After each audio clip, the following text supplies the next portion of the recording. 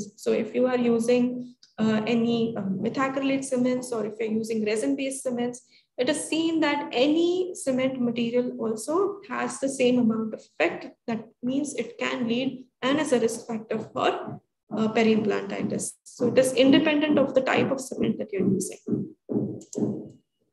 So then there were certain guidelines which were set whether you should be using a cement retained or a screw retained option. So when we look at the options, when we are using a cement retained option, it is always recommended that the crown margin is less than 2 millimeters submucosal. That means you are not making the crown margin, you are actually making it, if you're taking the crown margin submucosal, it should not be more than 2 millimeters submucosal. So this is something that you have to, this was a consensus which was published in 2017, Peri 2000. So one way of having this, the margin exactly at the place that you want is to make customized abutments. So with Zimmer and Biomet both, we have two workflows, two different separate product lines which are available. Depending upon what is available in your market, you could actually use the Biologic Encode healing abutment. So this is actually a healing abutment plus a traditional coping, which gives Biologic Encode impression. And there are two options of that. You can actually use a traditional impression or a digital impression. Send the impression to a Biologic lab, and the lab will provide you with a customized abutment with placing the margin exactly at the place that you want. And it can be kept just, and the margin could actually be kept in an area where it is easier to clean and can avoid excess residual cement. So this is a case that was done with using traditional impressions done by Dr. Fickel and Dr. Fisher, and they have shared. So they placed an osteotype implant. This is a T3 implant that was placed. Then encode healing impression was made, and the Biologic titanium abutment was fabricated in the Biologic lab, and then they fabricated or cemented the crown. So you can see that the margin is exactly at the place where the doctor would like the margin to be. That is not going beyond 2 millimeters in the submucosal region. So this would actually actually give. So this was an immediate implant placement, and within 6 weeks, you see that there is hardly any residual bone loss in this case. The same, we have another product line which is coming from CFX or the Gentech products. These products, actually, these are premium implants and they deserve prosthetic components. So basically, premium implants deserve premium prosthetic components. So you have high quality tie bases available. We have for making customized restorations, screw retained as well as cement retained options. We also have prefabricated, pre-milled abutment blanks, which is coming from the ZFX Gentech portfolio. So where you can actually kind of completely mill a customized abutment. So the advantages of this using pre-milled abutment blanks is that you get the original connection and the all the features or all the benefits that an original connection would provide you. So this is also one way of actually kind of reducing the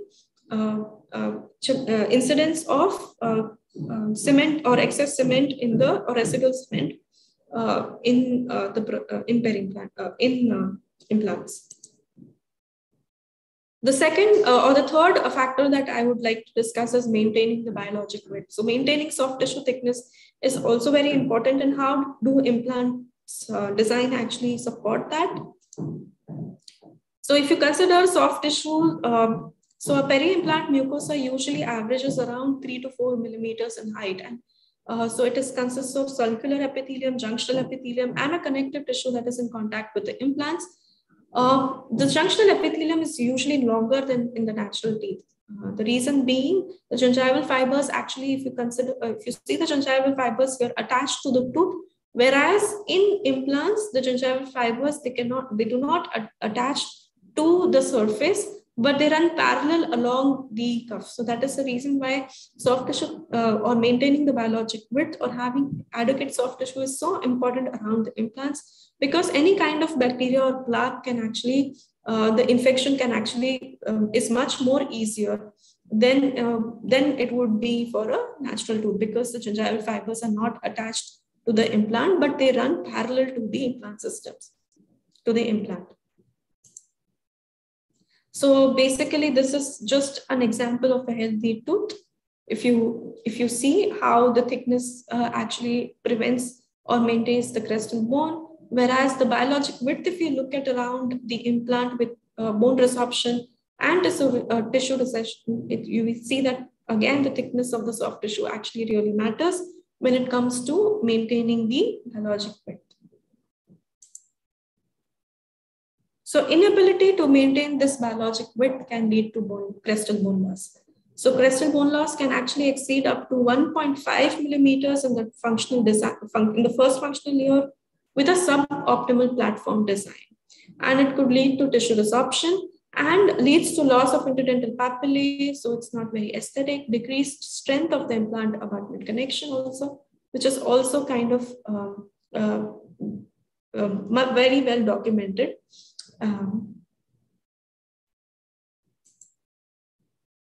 So how does platform switching actually help in this crestal bone preservation? So what does platform switching do? It actually kind of takes away the platform towards the implant and away from the bone, and provides good soft tissue connection connectivity. So that is the reason. As you can see, it actually helps in maintaining the crestal bone level. So what it does, it moves the implant abutment junction inwards towards the implant shoulder and away from the bone. So this is where, this is how it actually moves it inside, away from the bone. And that is the reason why the peri-implant bone is shielded, and it redirects the formation of biologic width or soft tissue thickness is increased, and helps in potential crestal bone preservation around the implant. So now in this case, like if you look at the osteotyte as well as osteotyte T3, on the platform collar itself, also there is an osteotyte dual acid etched surface.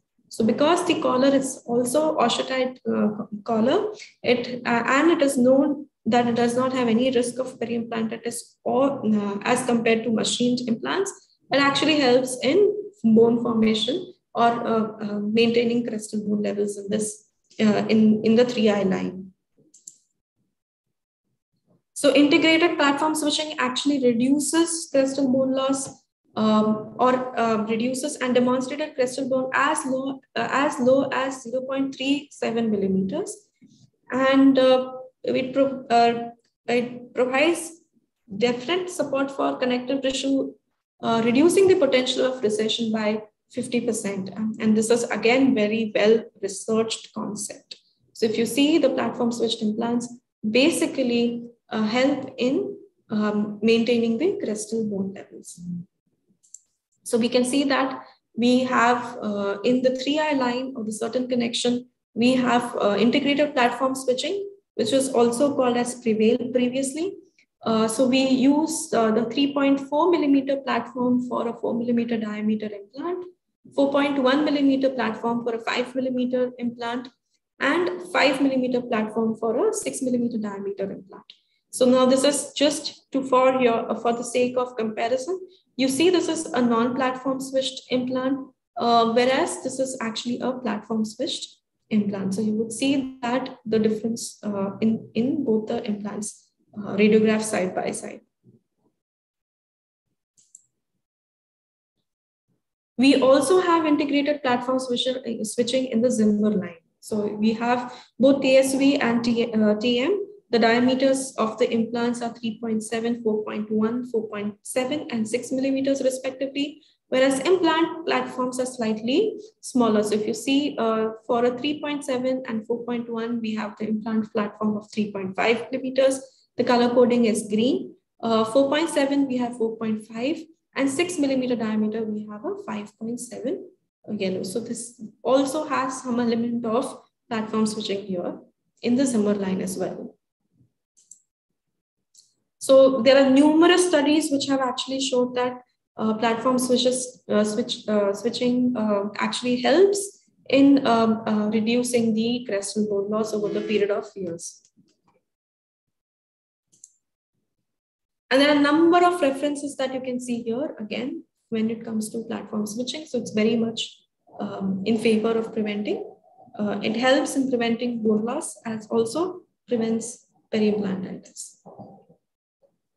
So when we come to the management and the treatment aspect of peri-implantitis, there are options, a lot of options available from non-surgical to surgical.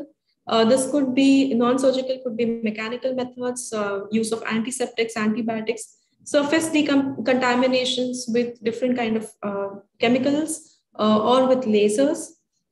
We could also have surgical treatment, would use an air power abrasive or a resective surgery like implantoplasty, or a regenerative surgery can also be seen as a treatment options for peri-implantitis disease in a nutshell.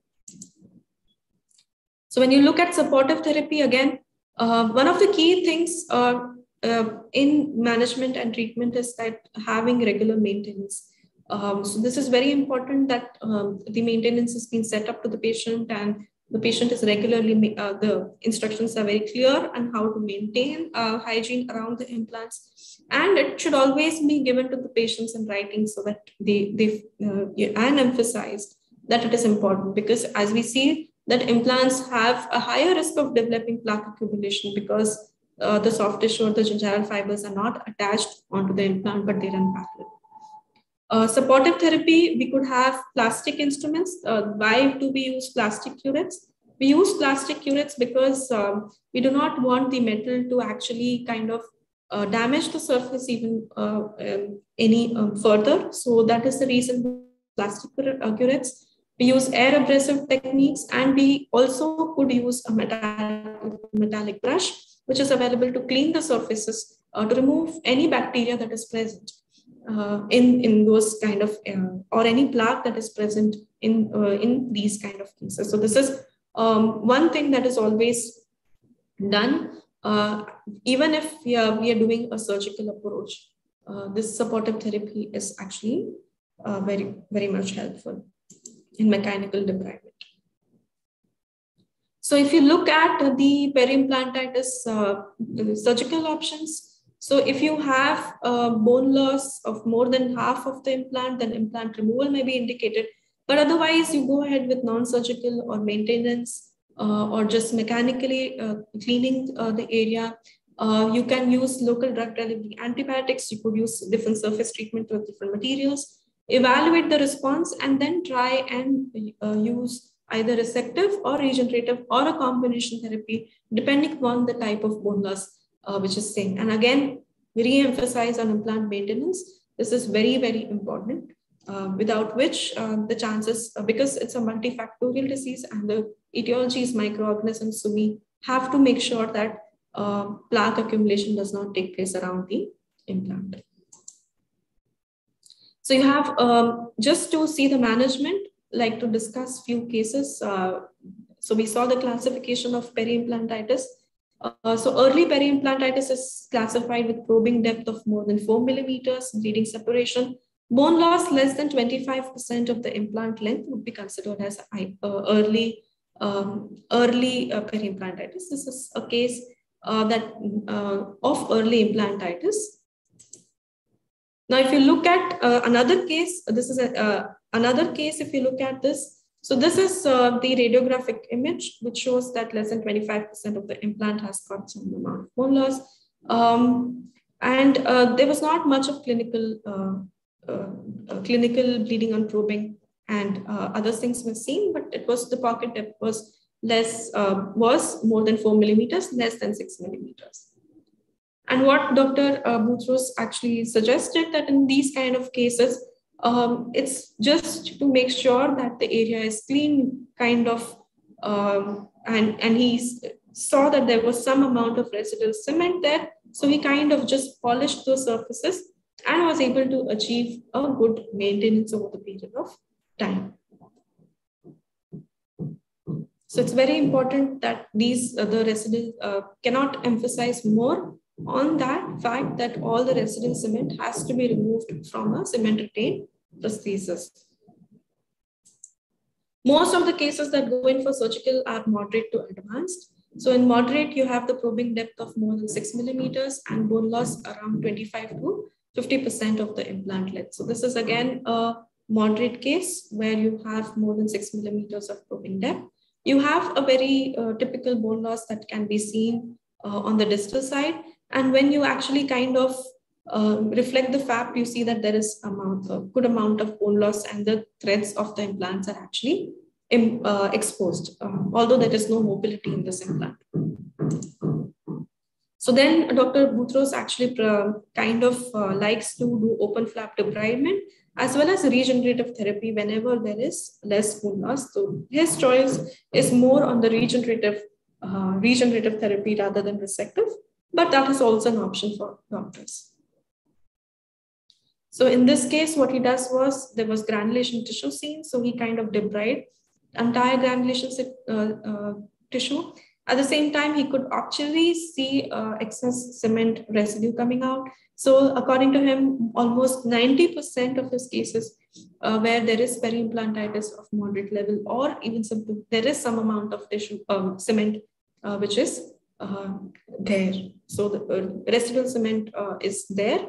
And he says that if the residual cement is seen and if it is removed, the prognosis is good because the risk factor there is actually reduced. So he cleaned up the entire surface. Then he actually placed a bone graft and sutures because this was it had all the three balls present. So he just went ahead and placed bone graft and placed sutures. Advanced cases, this is one case that he discussed on advanced where the bleeding on probing was more than, the probing depth was more than 8 millimeters.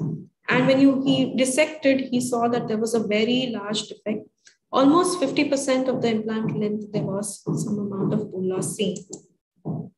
So again, he said for advanced, the option is again regenerative as well as removal of or in cases where the implant does not have any stability, then it would be better to remove the implant rather than go for any kind of regenerative therapy. So this implant was not mobile. So doctor actually kind of cleaned up the whole surface and went ahead and placed Puros allograft in this region.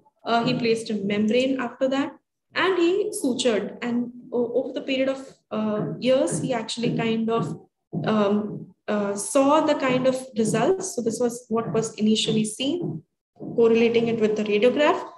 After the surgery, say around after the healing phase, this was after 1 year, and this was after 5 years. So if you see 5 years also, he was able to maintain this implant because of the complete resection. Dr. Boutros also kind of, after mechanically debriding the entire implant surface, uses certain antiseptics like chlorhexidine to kind of clean it up and disinfect the implant surface before going ahead with the placement of bone graft materials. And the last thing that he uses is saline, so that no chlorhexidine remnants are left behind on the implant surface. So he makes sure that he follows the protocol of treating the implant surface or disinfecting the implant surface thoroughly whenever he does the uses bone grafts for the regenerative. Then there are certain cases where, like in this case, the implant was actually mobile, and because of the mobility, he was not able to. He decided to remove the implant. So one of the ways of removing the implant is to use a implant removal toolkit. Now this kit is available with Zimmer line. So this kit actually has a screw, and then it holds the implant and uses reverse torque to remove the implant from the socket. So without having the need to refine any further more bone. So he used this kit, he removed the implant, he placed bone graft material. Here he placed was puros, and then he placed a membrane. And he closed the suture, and after a period of 6 months, he actually went ahead and did another, placed another implant in this case. So this is actually the implant removal kit and its components. Basically, it uses reverse torque technique to kind of help in atraumatically removing the implant without having to refine or any bone. Now, this kit is compatible with implant sizes from 3.5 millimeters to 8 millimeters, and it has a large compatibility chart of what implant removal screw as well as implant remover can be used for implant systems. Like it could be used for Nobel Biocare systems, for Straumann systems, stem splice aroma systems, MIS systems. So any implants, so it has a very big compatibility chart which is available and can be used for those systems as well, including Zimmer Biomet.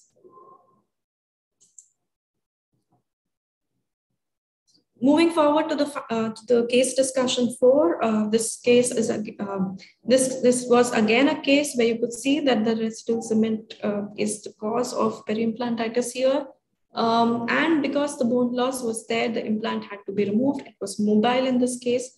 Dr. Boutros then cleaned up the surface, cleaned up the osteotomy, and his go-to for revision implant system is the trabecular metal implant system. So this is an implant system from the Zimmer line, where you can see that trabecular metal implant is known to have a bioboost effect, which actually helps in osteoincorporation, especially in bone with poor quality. So this is a well-documented case, and this was what he's shown this case after 36 months. The bone levels are maintained, and there is no actually peri-implantitis or recurrence of that, even after 3 years. So this is one of the indications for trabecular metal, and it is the revision therapy. So patients with previously failed implants at a higher risk of another failure, because there are other contributing factors, could be periodontitis, could be other factors, could be patient not maintaining hygiene well. So in those, and could be poor bone quality as well. So if unlike the conventional implants, trabecular metal offers bioboost effect, which helps in the healthy ingrowth of the vascularized bone and making them an excellent choice in the revision cases. So this is again a case by Dr. Stefano from Italy, and he's kind of removed an old Corvent implant, and because of the bone loss around it, and then immediately placed trabecular metal implants along with porous allograft particles, and he could see the results after 5 years. So what is this bioboost effect? So it is like a cancellous-like porosity plus titanium material. So this portion or the midsection of the trabecular metal implant is made of tantalum material, which is known to have significantly higher amounts of key growth factors. So it actually kind of allows the bone to actually kind of grow into this surface. Because of the pore size, it can be allowed for vascularization and bone ingrowth. And the whole process is called as osteoincorporation, which actually kind of helps in the entire process of osseointegration as compared to traditional implants. Now, again, one more case here, same revision of peri-implantitis related failure with trabecular metal implant in a 6-year follow-up. So this was an implant which was which had failed, and it was because of peri-implantitis that the implant had failed. The implant was removed, porous allograft was placed, and a pericardial membrane was placed. Then after 4 months, the site was revisited, and tapered screw and implant as well as the trabecular metal implants were placed in these sites. And once you could see that after 3 months, abutments were placed, and you could see after 6 months, the bone levels at trabecular metal implants remained stable. There was some minor bone loss, which was seen in the TSV implants, but it was not clinically significant.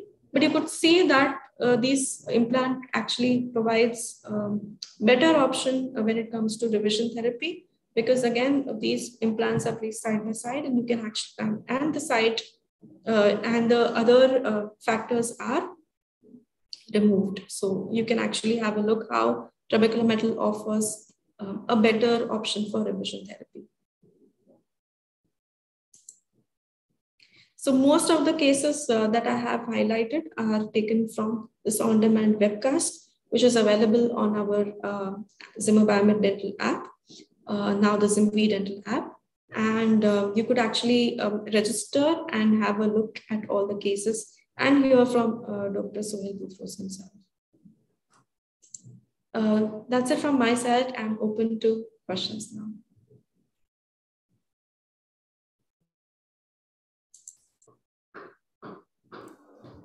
Tanvi, thank you so much for this wonderful lecture.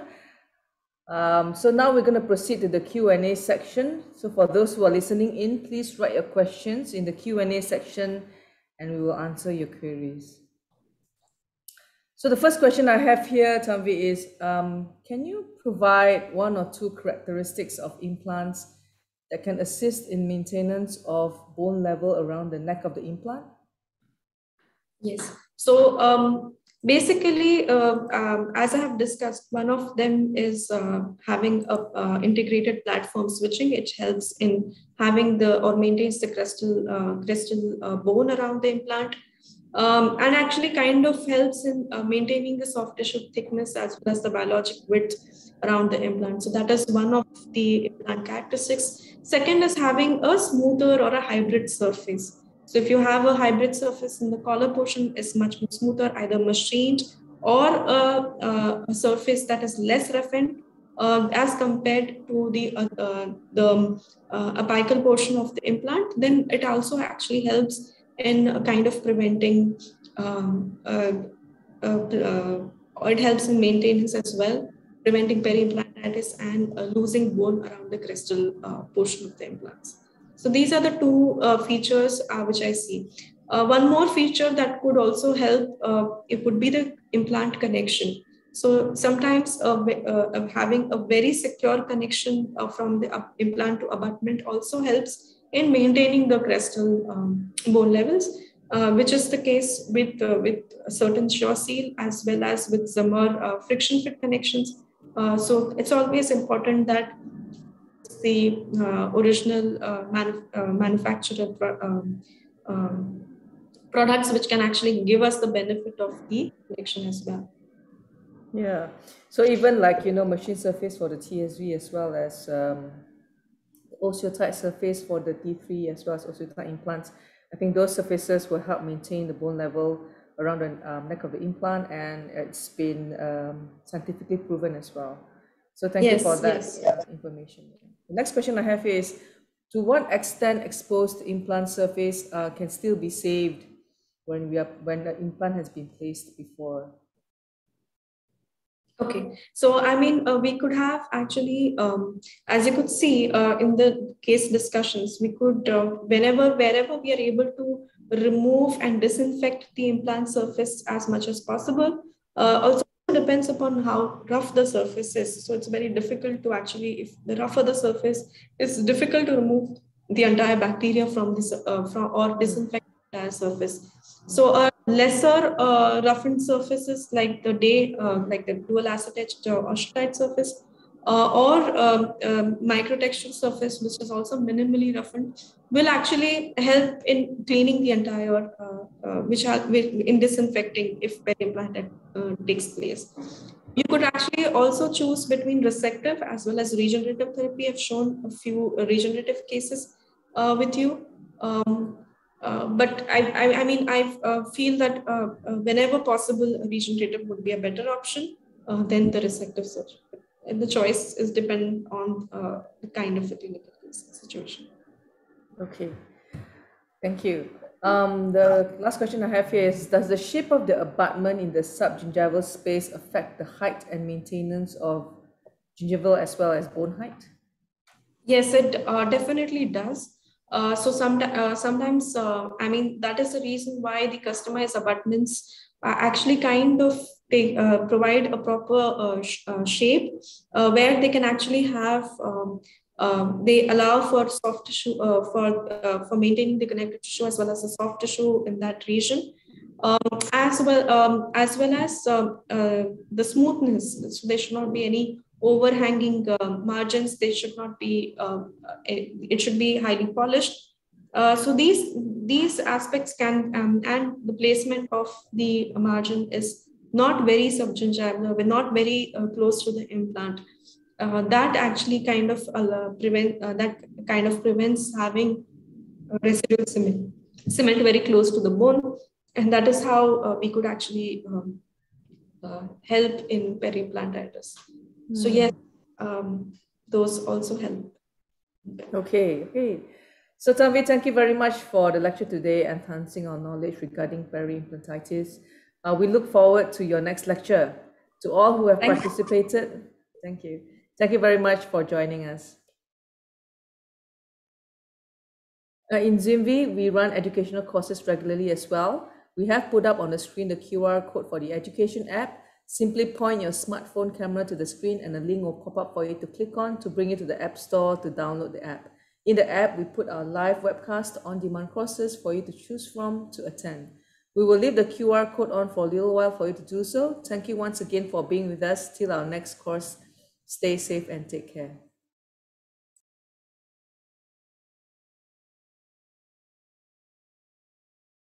Recording stopped.